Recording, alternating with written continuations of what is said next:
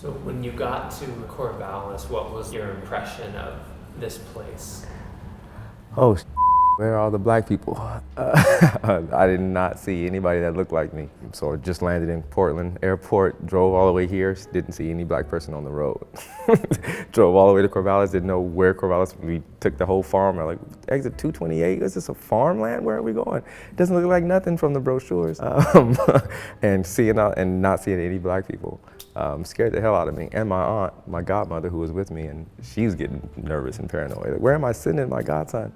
I was shook, but I was also inspired to create something there. And the first person of color that I saw was Jarvez Hall, who later became one of my fraternity brothers, and he actually worked for the MU and was one in the council, the student council, and he spoke to all the freshmen, incoming freshmen at the orientation. And I see this African-American man on the podium talking and addressing to all these students. And that's when I realized that was my first impression of Corvallis, was seeing somebody that is outnumbered but is in a position of creating and sharing the stories and being a leader instead of being an example. And that kind of triggered my mindset on my first experience in Corvallis.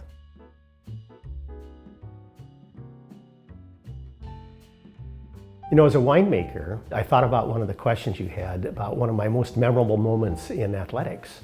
And as a winemaker, I can tell you it had nothing to do with the University of Oregon. It had to do with Oregon State. Because Coach Riley, after they won the game in 2008 against USC, Coach Riley came up to the winery and asked us to prepare a custom special label to celebrate the win. But that was, I think, the third time that USC, which was ranked 1 or among the top 3 in the nation, was defeated in Corvallis by the Oregon State Beavers. Now, the reason why I remember that date is because that was a great vintage year. 2008 was a remarkable vintage year. And obviously the win in Corvallis against USC marked a great year for all of us. But also it resulted in a great sale of a custom label. So I took a special pleasure in our employees, many of them graduates of Oregon State, participating in making this world-class Pinot Noir that carried the Beavers win on its label.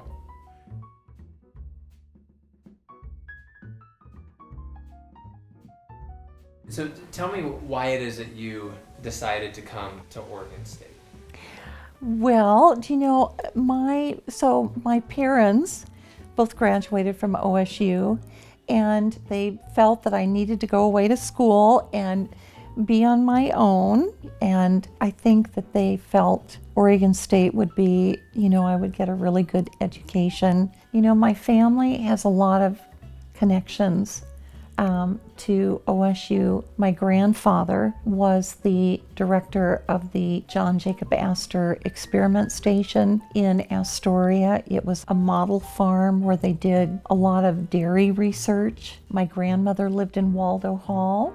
She led a little demonstration there protesting the fact that women weren't necessarily allowed to go watch football games because people felt it was just too violent. My mother's 2 sisters both graduated from Oregon State. Our daughter graduated from OSU. She's a 4th generation Oregon Stater. And I have to tell you, I am just so grateful to my parents. This was such a wonderful place to go to school. I love the fact that at the ripe old age of 52, I was able to get my master's degree here. We have a wonderful tradition here.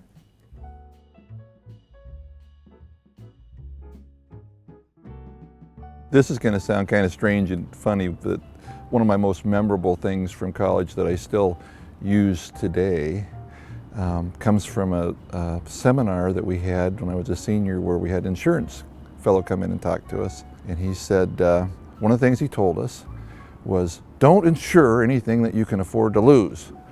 And that's stuck with me ever since then, and I've tried to follow that, and I've said that same line probably thousands of times to people. So am I going to buy this insurance on this DVR that I just bought? No, I can afford to lose that. No, I'm not going to buy insurance on that. And you were telling me about advice that you would give students or young people, and can you tell me that story? Yeah, the advice I would give to kids today or my grandchildren that I think is something I've just learned recently. I've had some health problems. I've discovered that if you really want to do it and you are going to be upset with yourself in your life if you don't get it done sometime, don't wait. Do it as soon as you can, because these things, health problems or other issues, can occur at a heartbeat. They can just happen and prevent you from ever doing it. And you don't see them coming, and you don't know when they're going to come. You can't plan for them. So if you have an opportunity and can do it now, do it.